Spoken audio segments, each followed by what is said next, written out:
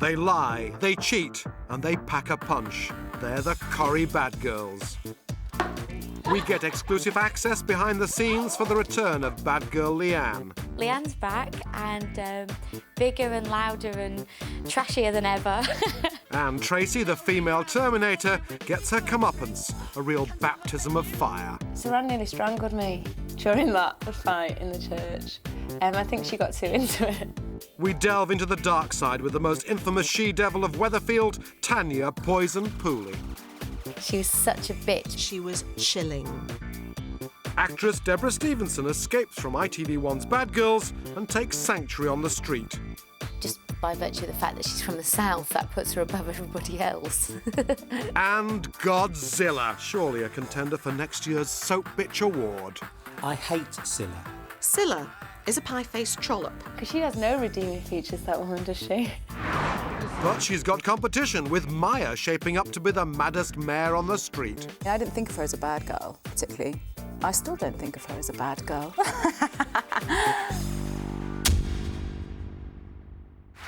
And the winner is Kate Ford, Coronation Street. Now it's official. Queen Bad Girl of Soapland, Tracy Barlow, Corrie's very own Soap Bitch of the Year. I just want to say it's been awesome. I've had an awesome year and thank you so much for voting. Thank you. The top bitch is, well, it's official, British Soap Awards top bitch. It's got to be Tracy. And I think the reason she's the top bitch is she seems to delight in that behaviour. I think Tracy Barlow is the absolute worst bitch bad girl that Coronation Street has ever seen. Evil to the core. She is the High Priestess of Havoc, hell-bent on getting what she wants at any cost. She's bedied her mother's former lover, her grandmother's boyfriend. She's had her claws into Steve MacDonald and even got Roy between the sheets for a bet, a one-penny bet. And this was the script that made her the bitch. Is it any wonder that men aren't interested in you? There's nothing decent or honest about you, is there? You're incapable of acting like a normal human being. You're evil. Well, at least I'm not a freak. The argument with Hayley when she was calling Hayley Harold and suggesting in the heat of the moment that Roy had, been desperate to tear her clothes off because he needed a real woman with real functioning parts. The truth is, Harold, your loving husband couldn't wait to get his hands on a real woman. You are evil. Truth hurts, doesn't it? I mean, you can have as many operations as you want, wear a dress, go to the ladies, but it doesn't make you a real woman, does it? All we were worried about, really, is getting the slaps right. So the dialogue I didn't realise how nasty it was, really. Hayley's right, you're a monster. Well, you weren't saying that night. You weren't saying that when you were ripping my clothes off. Stop it. You weren't saying that when you were getting me into bed. I am not listening to any more of your lies. You weren't saying that when you were making me pregnant. So she sold the baby to the croppers, only to reveal that Roy wasn't the father after all. She dropped that bombshell at the McDonald's wedding, wrecking Karen's big day. I mean, there's something so wicked about Tracy. Now she is, I think, an A-grade Premier League bitch cow. I mean, whatever you want to call her, no word is too strong for Tracy Barlow. And it wasn't long before Karen sought revenge and decided to give Tracy a taste of her own medicine. I don't see Karen as being a bitch, although having said that, she's perfectly capable of it if she sets her mind to it. It was the scrap we'd all been waiting for. The mighty Big Mac versus the Barlow Witch. You've made your dramatic entrance, Karen, now get lost. May I remind everyone that we are in God's house? Well, then you better sort out your door policy, because she is well from the dark side, I'm telling you. Karen MacDonald should go in a ring, really. I mean, it's not slappy, hairy, pulley. It's like, I'm going to knock your teeth down you. And it's quite scary, because she's grown up on a tough estate. She knows how to proper scrap. Do unto others, is it? See, Tracy went to a lot of trouble on my big day. And I really feel like I owe her. Big time. Tracy was so scared when she saw Karen at the christening, because Karen looked like Noel Gallagher. She was like walking like the show, oh no. Karen was on a mission. Tracy encountered the full-on wrath of a vengeful Karen. Did a little ring around just before my wedding, didn't you, Trace? She cancelled my venue, my photographer, my cake. Saran nearly strangled me during that fight in the church. I think she got too into it. Tracy! He still married you, though, didn't he, Karen? Even if he was kicking and screaming. Ow! I didn't have to drag him into my bed. Please! If there's a cat fight on Corrie, the chances are this man is usually at the centre of it. Meet expert face slapper and professional hair puller, fight arranger Rennie, the man who ensured Tracy Barlow enjoyed her baptism of fire. Kate Ford was in high heels, and she had a lot to do in that fight. And we worked out that there's no shot of her in the fight of her feet. So we just lost the high heels so that she could actually balance quite easily. You loaded it with a pram. The hair pulling is a trick of making it look like you're grabbing the hair. You just wrap your fingers around the hair, but you don't actually grab it. And then the other person will push down hard on your hand so that your hand is locked into the head. And you can actually move the person around because the two of you are locked together. Look at somebody! Please get her off me! There's a whole bit where Saran is yanking Kate around and looking like she's really pulling her hair out, but she's not, because, you know, that hurts. Cancelled my wedding! Try any more stunts like that, and I will be booking your funeral. Do you get it? And she meant it, make no mistake. Well, it's always good to play a baddie, isn't it? It's always more interesting to play a baddie. There's more to get your teeth into. Coming up, actress Deborah Stevenson escapes from ITV1's Bad Girls and takes sanctuary on the street. She gets her heels caught in the cobbles. She thinks it smells of fish and chips, and there's no way she is staying. And Godzilla, the worst mother on telly. Has she really gone for good? Get her! Come on here!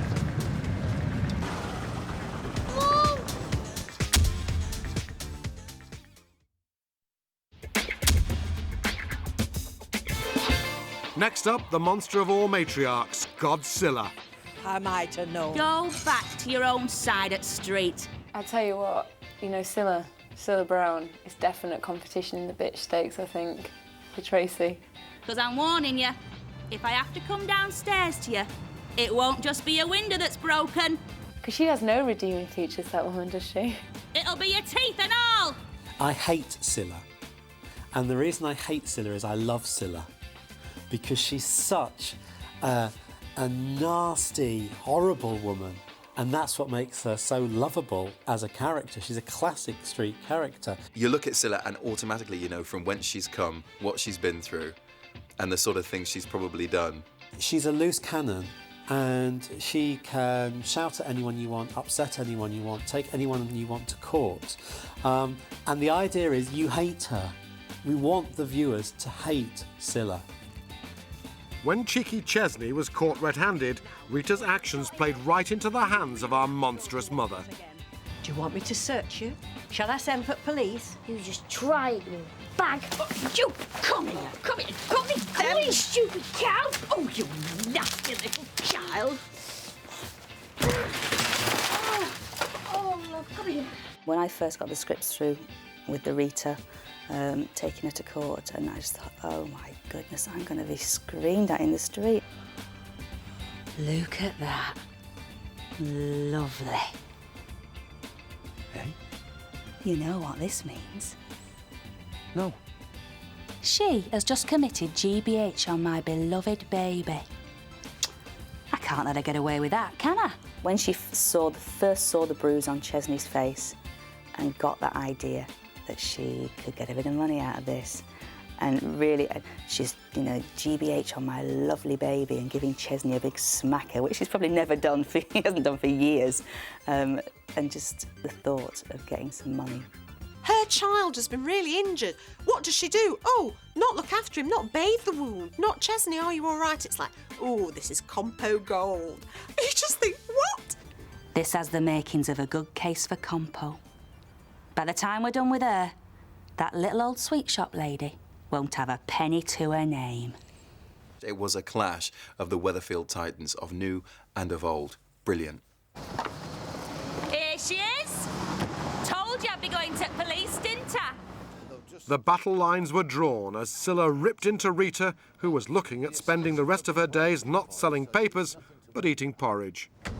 Pity they didn't put handcuffs on her. You did with me, and I was the victim. Like Chesney is. You have a lot in common, you two. Enjoy your ride! It's great when the audience as a whole go, oh, what a horrible woman, because you've got a reaction. I got one letter from, obviously, a Rita Sullivan fan, and there was actually, all it said was a piece of white paper with red computer print saying, Rita is innocent. And that was it. There was nothing else in this letter. The Wicked Witch of Weatherfield offered Rita a way out by asking for a large wedge of hush money. I'm no ogre, love. I'm as sensitive as the next woman. Sensitive? So I reckon £5 should cover it. £5,000? Call it a goodwill, what's it? It'd save a lot of time and trouble. £5 now, or go to court and lose everything. I didn't really know just how nasty she was going to get. Rita is the rock of the street, and I'm not just on about her hair. And Scylla made Rita crumble. I gave you a way out and you threw it back in my face. Well, I'm going to take this all the way. I'm going to drag you through the courts and show the whole world what a mad old bat you are. You're going to lose more than a few grand. You're going to lose everything.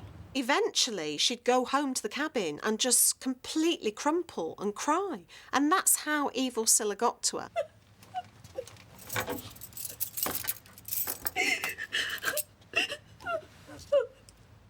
Every time you think, oh, she's done her worst, but oh no, here she comes again, new idea. She's completely feckless. She'll cheat on anybody. She'll nick money from her own daughter. And it's like there is no boundary whatsoever. The world's worst mother that we've ever seen. Everyone and anyone is fair game to Scylla. You stole this from my flat, didn't you? Didn't you? And then you went pretending to be me. It's not your money I was spending. Only one losing out's banks. Yeah, but I'm the one who gets sent the bill. Yeah, and if you just ignore it, say you don't know anything about it, then who's to know? She doesn't care, even for family. You know, she just doesn't care about anybody but herself. It's not stealing, not proper stealing. Yeah, it's fraud. That's what they call it. She's been a terrible mother to Fizz. She threatens to put little Chesney into care. After diddling her daughter, she turned on her elfin-faced son Chesney. Think on, Sprout. You breathe a word about me seeing your Uncle Ronnie to your Uncle Les and you won't have no more uncles. And the way she's been with Chesney is, I think it's as bad or worse than anything Tracy Barlow's ever done. Kids in care don't have uncles, just nightmares. Mum, please don't put me in care. You keep your mouth shut, and I won't have to, will I? This is a woman who should be bludgeoned to death on the cobbles for being very cruel to the blessed Chesney. How could you look at that little face and threaten him, putting him in a home?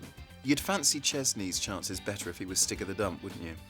And when Scylla left for boyfriend Ronnie, she gave Les a goodbye gift. What are you getting your coat for? You're not coming with me. Hey, come on. It is your fault, remember? I told you what would happen if you opened that big mouth of yours. What are you talking about? He's your kid. You can't leave him here. Really? Watch me. She's a comedy horror abusive mother from hell.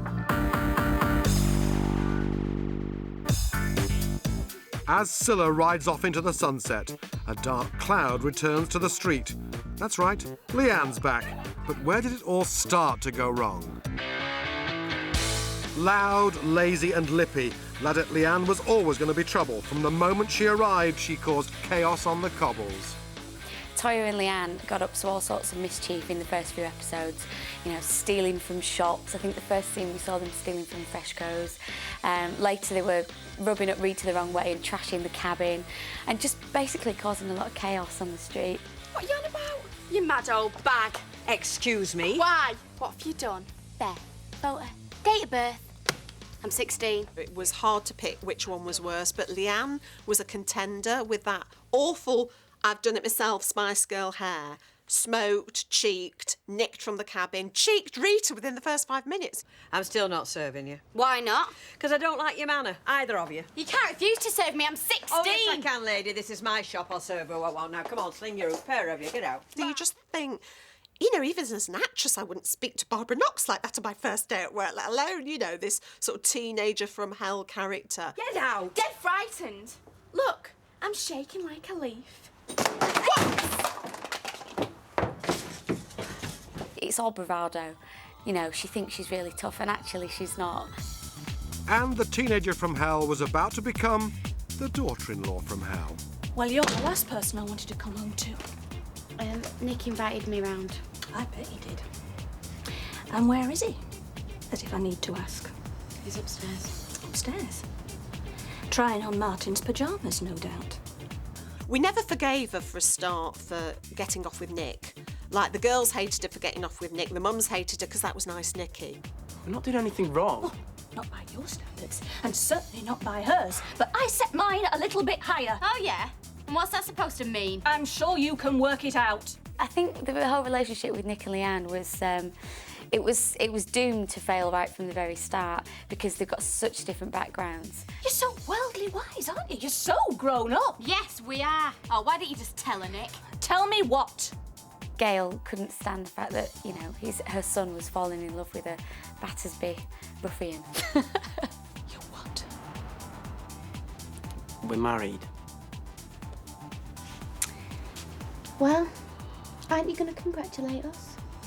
She really hated Leanne, and there was lots of kind of great scenes of us arguing, which were really great to play. It wasn't long before Nick left for Canada, and when he wanted a divorce, it fell on Gail's shoulders to negotiate. You know, I said I would give Nick a divorce if he was fair with me. Well, I wouldn't know if I call it fair. If I like, I can make him wait 5 years, and he might be rich by then. Probably will be, and I'll be entitled to half of that. So no, instead, I'll settle for $5,000 now, okay? She's just being really manipulative and just saying, well, you know, call it $5,000 and we'll call it quits. And Gail's just absolutely mortified because, you know, the cheek of the woman. 5,000? Yeah.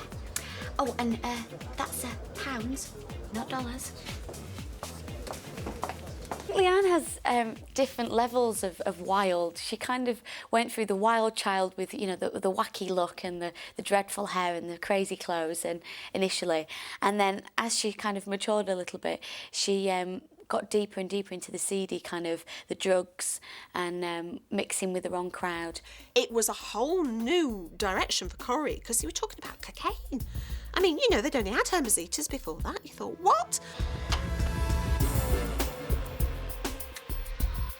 As controversial Corrie got serious, Leanne became the street's first ever drug addict. Leanne, cocaine's dangerous! Oh, listen to Granny Battersby. You're a fine one to talk shacked up with that dope head. That's different! And Spider's not a dope head. Ah, so he's just a dope then. Oh, you're a fine one to talk shoving that stuff up your nose.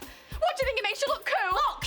You're nothing to me. You're not even my proper sister. So do you think I really give a monkey's about what you think? That was a real kind of dark side to her, and she was just a real nasty piece of work.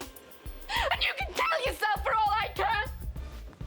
She meets a guy who gets her into drugs, and suddenly she's got a habit which she has to feed, so she has to steal. How come you're not on chauffeur duty today then? Well, I offered to pick them up, but Linda thinks it's posher taking taxis. I bet she does. Hey, you know what would be really posh? If you wore one of them funny uniforms and hats and all that. Hey, I've heard that before. Are you ready? Yeah, let's go. She was taking drugs. She was offering herself to a drug dealer who was, in my opinion, one of the best villains the street's ever seen. You give me the eye and you laugh at all my jokes when I'm chopping those nice big fat lines. The rest of the time you treat me like something you just stepped in. No, it's not like that, Jet.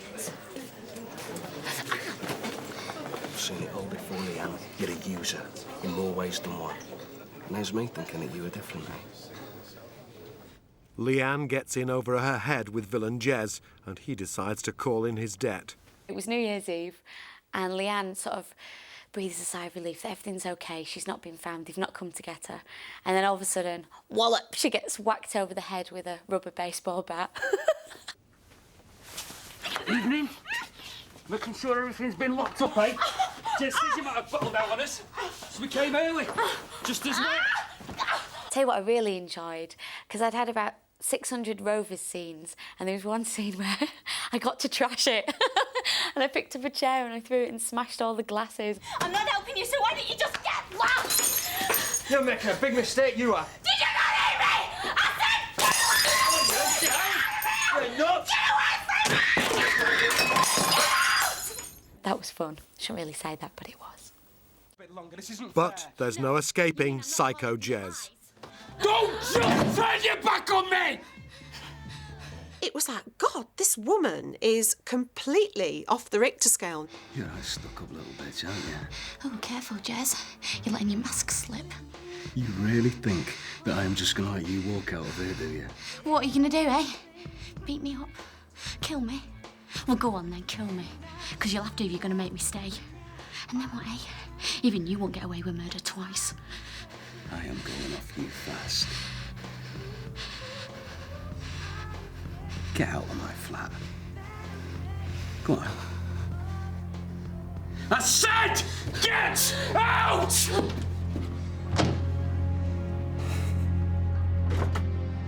She had no choice but to run, and she didn't stop until she reached the red lights of Amsterdam.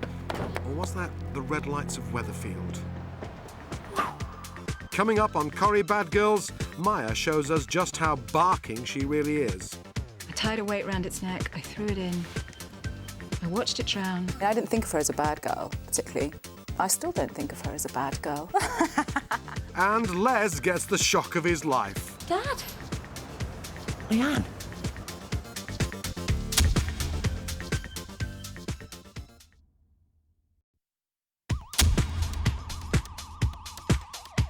Even posh Totty in Weatherfield can be cause for concern. Meet Bad, or is that mad Maya? On the shelves, I think I said. I'll say something. Got a face like thunder. We agreed that you wouldn't get the vase. I don't think Maya's bad. I think she's completely bonkers. No, Maya's just sick. Maya's just a bunny boiler. All the signs are there, Dev. Nicking the vase. You stole it? Well, now we've got a lovely vase to brighten up the flat, and no nasty bills to spoil the pleasure. Good result all round, I'd say, wouldn't you? I didn't think of her as a bad girl, particularly. I still don't think of her as a bad girl. Unfortunately for Dev, neither did he, until she drove him out of his mind. Maya is clinically, and I'm not Dr. Hilary Jones, but clinically bonkers. Maya is a lunatic. She's up, she's down, she's completely unpredictable. But there is something about that woman. I think you can make viewers laugh and make them cry, but make them uncomfortable and you're in trouble. But you can't help but watch her. But as Maya moved up a gear in the bad stakes, Dev tried to put his foot down. When she made him an offer, he had to refuse. Will you marry me, Dev? Right, you slow down and we will talk about this. Maya, you're going to kill us. Well, then hurry up and answer the question. Say yes, Dev. I'm going to keep on putting my foot down till you do. You're basically buying a ticket for a fairground ride. And if you don't want the ride, don't buy the ticket. Listen, for God's sake, just slow down. Come on, Dev, live a little. Well, what the hell are you playing at? I'm taking our relationship up a gear. I think Maya's more dangerous than Tracy. And that scene where she was in the sports car and she had Dev in the front and she was saying, you've got to propose to me, otherwise I'm going to drive faster and faster. That was scary. Listen, slow it down. Don't be such a spoiled So look out! Now what they call it, great leg squeeze. I think there was a certain amount of hurt that he really did appear at that point to be leading up to proposing to her in everything that he was saying. And that he had also obviously proposed to a number of other women that she just discovered. So, you know, why on earth had he not proposed to her? All right, you win, okay? What was that? Look, I'll marry you now. Will you please take your foot off the accelerator? Well, left door's part. Yeah, we're just going to be any second now. Will you just please slow down? There was a stunt woman who did some of the fast bend stuff. And there was a point where they asked me to go at speed down a road in this car that I'd never driven before. Under a camera with the tripod that was holding the camera to my left. So I didn't have a great deal of manoeuvrability. And I have to say, the person who I congratulate the most in that situation was Jimmy, who was sitting in the passenger seat like this, not having to act at all, because frankly, I didn't know what... I think I did it sort of 80 miles an hour at 4th gear or something, you know.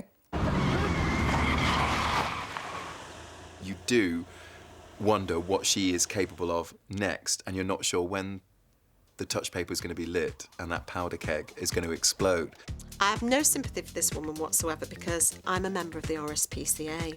I must say, when I first heard that my character was going to be involved in the disappearance of Tyrone's dog, beloved to the nation, I was a little anxious. I did think this could end my career in television. Dev survives his ordeal, but remains firmly on the road to hell as Maya sets out to show Monica just how barking she is. Get away from my car. Go on, shoot! You better not have scratched it, you horrible creature. Then she finds this dog sniffing around her car and she snaps. So she bundles it in the car, drives off and lets it loose somewhere else. It's out of her hair then. But then everyone starts to think that she's killed it. All right, Maya, come on, the truth now, please. All right. I did lure the dog into the car. There's that awful scene where she describes sort of taking the dog down to the canal and drowning it, and I really thought, I don't see how I come back from this. I drove it to the canal. I tied a weight round its neck, I threw it in. I watched it drown. I drove back home, I cleaned the car to get rid of the dog hairs, and I hope no one was watching. It was just foolish, and she didn't think about it for too long, and she obviously doesn't like dogs, and I wouldn't behave like that myself, of course. The fact that somebody would take on lovely Tyrone's beloved pet and do horrible things to her. Oi! You've killed her, haven't you? You've killed my dog. Where's Tyrone's dog? What have you done with Tyrone's dog? Did you kill that dog? Everyone was trying to get it out of me before the end of the storyline. Well, I tell you, I thought, like the nation, she'd taken that dog and she'd buried it up the Red Wreck. So where is she then? I've no idea. Come on, what have you done with her, Cruella? She quite enjoys the scene. There's something in her that relishes it, and she plays it out. It's outrageous, that comment. How can you trust someone that doesn't like dogs? Even Hitler liked dogs. I like dogs in their place. Everyone enjoy the kebabs, by the way.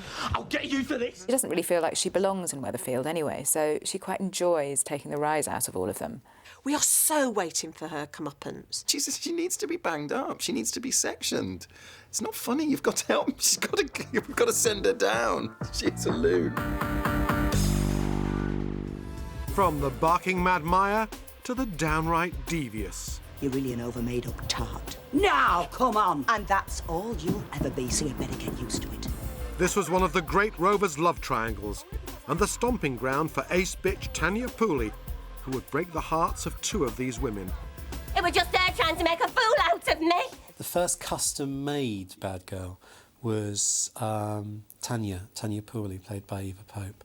Tanya Pooley was a really bad girl, wasn't she? And I really liked her. This year, Newton and Ridley. Next year, Arelli. Sorry, Jack. She's packed it in because some London photographer told her she had no style, no poise and no class. But what do they know, eh, Raquel? She, to me, is the best bad girl ever because she was chilling. She was not just cool like Maya, she was completely ice queen. I don't think you could get any more meddlesome or vindictive or evil than Tanya's treatment of Raquel. Where's your bloke? Yeah, I've got a bloke. Yeah, of course I have. It just seems you've got a lot of spare time on your hands. And you're that booked up that you can work here 4 nights a week. And the thing about Tanya is she hated everything that Raquel stood for. She was all like, everyone liked Raquel. There wasn't a bad bone in her body. Raquel was fluffy and blonde and sweet and gentle. But there's an absolutely brilliant storyline, which is, to me, tells you everything you want to know about a bad girl. These two, Raquel and Tanya, work together behind the bar. And Raquel sees herself as a bit of a model. And she's set up by Tanya to go on a photo shoot, and it's for Armani. And she's sent off to a certain street in the middle of the night, and she waits there and waits there and waits there.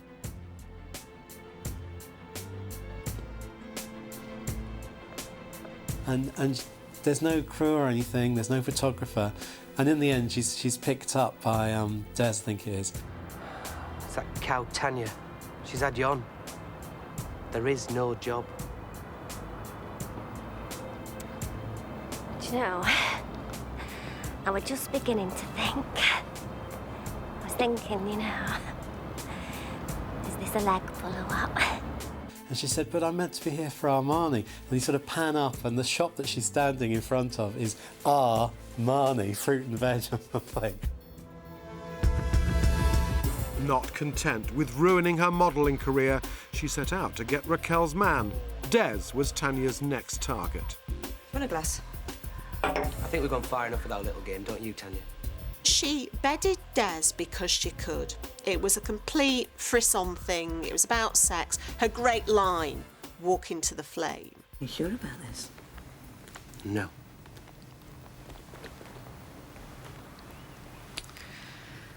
You better go home then. What if I want to get my wings banned?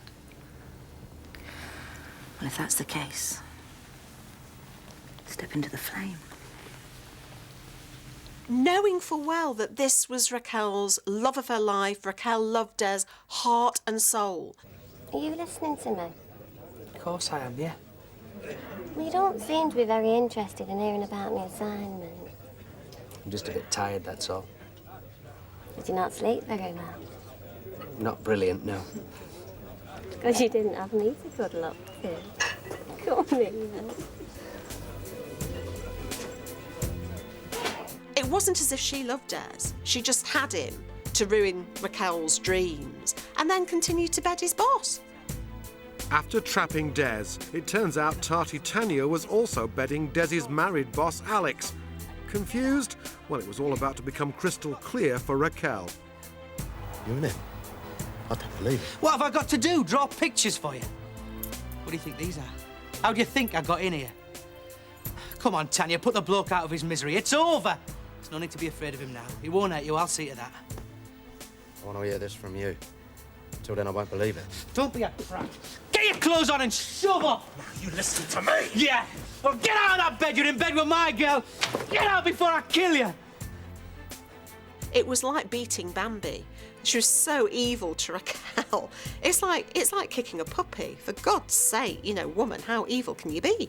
But then when all that's finished with, she goes after Bet's boyfriend, Charlie, and ends up running off with him. Take you, for instance.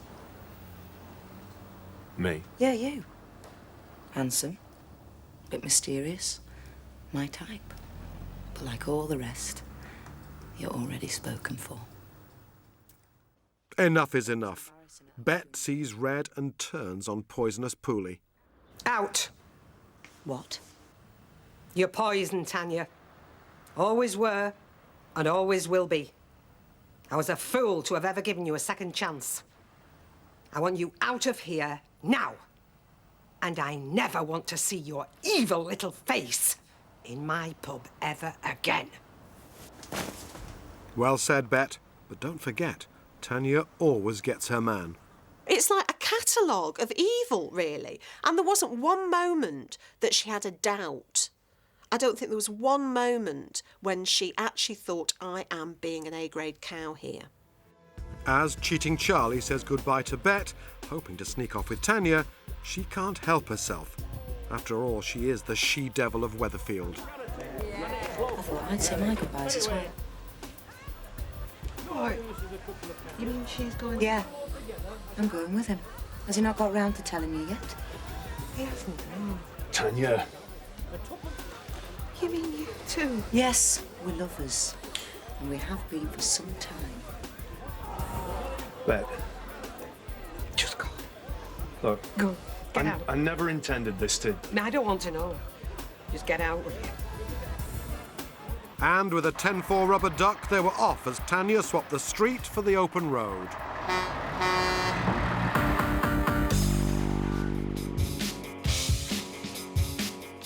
Leanne's back, and she's louder, lazier and lippier than ever.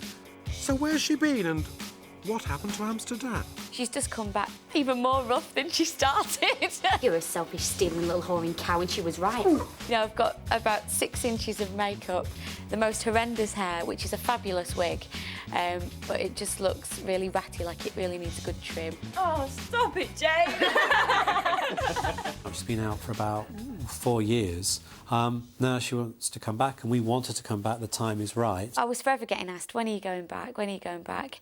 And so when I found out I was coming back, you know, I was absolutely thrilled. We've reverted back to the old Leanne, which is much more of a bad girl. And when the lads go out for Patrick's birthday, they get far more than they bargained for. Get a good handful, did you? Come on, it's my birthday. Get your hands off me. You know, she's sort of a cross between, you know, an escort girl and a belly dancer, really. Oh, what's up, hey? Well, you said I'm a slapper. And a slapper. So, belly dancing Battersby is back, kicking and screaming, much to the delight of one man, fighter ranger Rennie. The first slap round the face was, you know, just a hit that makes it look like he's being whacked, but actually, you know, she's about that much away from his face. But when you look at it on camera, you'd never know it. Oh, I'm a slapper, am I? Yeah. He then, he's completely padded up to the nines. He's got a complete Ninja Turtle piece of back padding on and Ninja Turtle elbow pads so that he can crash through a table. It's a balsa wood table, so it's, you know, it's going to break. It's designed to break. And then she's on top of Patrick slapping him. Hey! Well, you said I'm a slapper. It's not just a little slap, but it's actually taking the hand far enough to make it look like it's hit the face, and then bringing the hand back far enough to make it look like it's hit the face. Each situation demands something slightly different to the last. Dad? Leanne. It's a bit of a shock to Les, who finds her, for the pure reason that she's been sending letters to say, oh, everything's wonderful, I'm travelling the world, I'm in all these lovely sunny places, I'm having a great life, you know, great job, earning lots of money, when actually she's just down the road, about 3 miles down the road, working in a seedy bar. Here, cover yourself up a bit. There's a lot of dirty old men about. And he's actually really hurt that she's not come home. But as she quite rightly points out, there wasn't a lot to come home to. You know, he'd been in prison last year, Janice has left and Toya's gone, so there was nobody to really come home to. Right, come on, no argument. Weatherfield would be. The great thing about Coronation Street is that you can weave characters in and out over the years. So you bring Leanne back. Now, she used to be married to Nick. So as soon as she comes back, she sees that Nick's on the street. Now, the last thing she heard, he was in Canada. So it's a complete shock. So she finds out that he's back, but not only is he back, he's engaged to Maria. And Maria is the girl who stole Leanne's sister's Toya's boyfriend and got pregnant by him and had an abortion and ruined that relationship and sent Toya off. So, straight away, Leanne's got an agenda. Are you from around here then? I've not seen you before. Oh yeah, I've just been away travelling.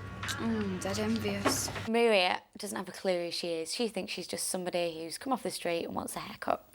So they get chatting and Leanne does a bit of fishing. Oh, you're engaged? Yeah. Oh, very nice. So what's it like then, your fiancé? Nick. Is that his name? Yeah. Nick. Maria says, oh, well, you know, I've been here a while and I've been to Canada once, and they get chatting and it turns out they're engaged. So Leanne's obviously thinks, right, I can play with this one. So when are you getting married then? Oh, not yet. I've got to save up first.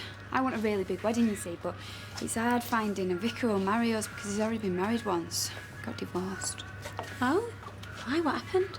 Oh, he said she was a right cow. They were dead young, you see, and he just used to do everything she sold him to. You know the sort. From the sounds of it, she's a right common tart. Stand by. Action. Coming up on Corrie Bad Girls, Maria gets a taste of that Battersby charm. Get hands off me, As Nick! Slick Nick comes face to face with his ex. And we take an exclusive sneak peek at the return of another Corrie Bad Lass.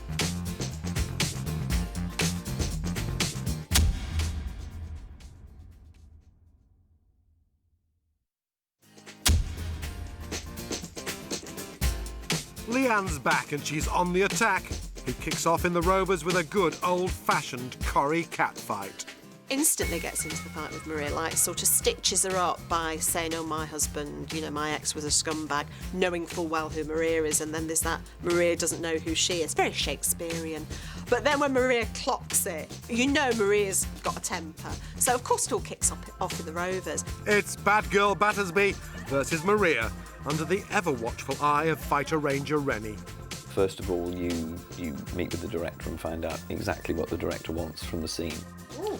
So you actually want her halfway up the table. That's there. it, yes. So she's there. And you just talk through what you feel should happen, what the director wants to happen, and find out from the cast what they also feel should happen. Right, so just go slowly at the moment there. And then when everybody's kind of happy about what they think should happen, then you work out how it's going to happen. It sounds a very, very complicated process. It really isn't, but it has to be broken down in very small sections so that everybody knows at any given time what's happening. You comfortable? Even the people, I mean, this afternoon we're doing a scene where there's quite a lot of people sitting around, and the people sitting around have to know what's happening so that they don't do something that gets in the way. That's good. Everything has to be organised in such a way that nothing is left to chance. With all the preparations in place, it's time for action. Oh, here she is. Nick, this is... Do you know what? I don't even know your name, do I? Hello, Nick. Yeah. Leanne? Yeah, as in the wife. As in common tart. All that history was all there, and it's all lovely to tap into and just stir it up and see what happens. I know all about you, nicking my sister's fella. Leanne. No, it wasn't like that. Yes, it was. You broke her heart. She said you're a selfish, whoring little cow, and she was right. She's never forgive Maria for sleeping with the Lecce lecturer and, you know, sort of betraying Toya, her sister. So she's sort of after Nick in a plotting sort of way, so you know that's the way that's going. Toya might have ran away from you, but you're dealing with a different Battersby now. Leanne, stop it! Get off me! Let go! Leanne, stop it! Get off her! Get off me, Nick! Just stay away from us. You come near it again, and so help me, I'll... What? So help you what, Nicky? What are you going to do, eh? Try and ruin my life like you did last time? Force me to have another abortion? Oh, I was weak when I was married to you, Nick, but I'm not anymore. Oh, you might have put me behind you playing happy families with that stealing cow. But I pity you. You're pathetic. You deserve each other. So I tell you what, why don't we have a toast, eh? To the happy couple. Oh! Congratulations, Nick.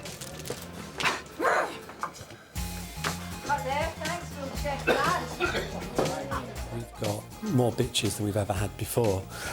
And we're breeding them now.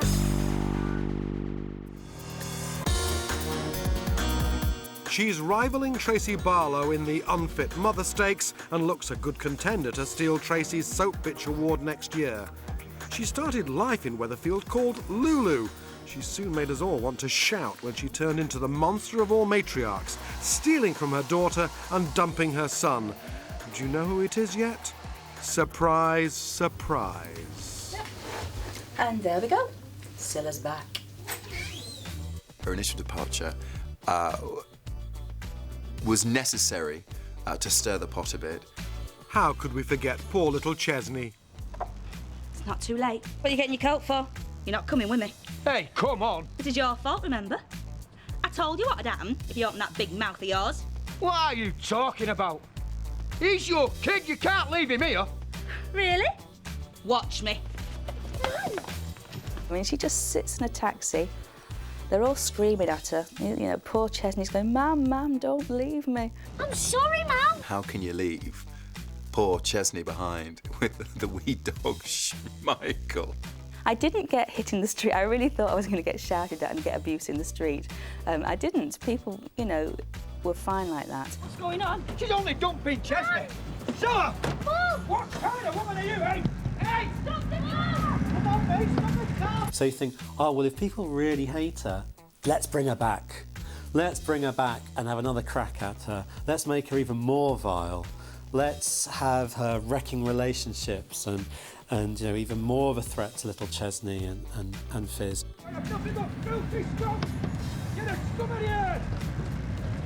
I always knew Scylla would be back. I never thought that somebody that comedy grotesque and such an impact that they'd just let her go like that. It looks like more heartache and pain in store for little Chesney. Actress Deborah Stevenson's arrival on the street marks a new era for the former ITV1 bad girl. But is she leaving her wicked ways behind? Action. Hello. I'm Tracy, this is my house. I'm the wife, and he wasn't expecting me. And how did she end up in Weatherfield? I think the thing that really sold it to me was that the producer said, we like the idea of the juxtaposition of the Prada heels click-clacking down the cobbles. And I said, did you say Prada? I'll do it. The very first scene that we shot, it was pouring with rain. It couldn't have been more appropriate. She gets her heels caught in the cobbles.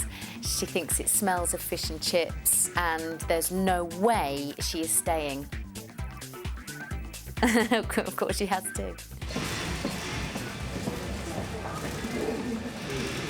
Do you want to take my photo? No, you're all right. Frankie thinks the North is the worst possible place to be. So that's half the country against you for a start. I've seen the girls then. Hardly a line-up from this world, is it? She's come from Chigwell. She's come from a nicer area, a bigger house. She's slumming it. Have you changed your money over yet? To Manchester money? She is nothing like the other residents and someone not to be trusted. And it's not long before the Essex wife goes head-to-head with our Tracy. Not your usual class of gaff, Danny. Nice wine, though. Hi, I'm Tracy. This is my house. I'm the wife, and he wasn't expecting me. I think instantly we knew that Frankie was feisty. She got balls, a bit of bottle, because she took on Tracy. I'm renting this place off her nan. Fully furnished, double bed, hot and cold running tart. Even though Frankie's completely on the back foot, she sort of held her own against Tracy, so you know that's the ability that she's got, and I think she'll be taking on quite a few more in the future. I love to play bitches, so I'm kind of hoping in a way that she will be quite naughty and bad. I think what she'll bring is a touch of the old footballer's wife to the street. And that's never a bad thing. Question is any man in Coronation Street safe? And is any woman's marriage safe? And that is what will make her a bad girl.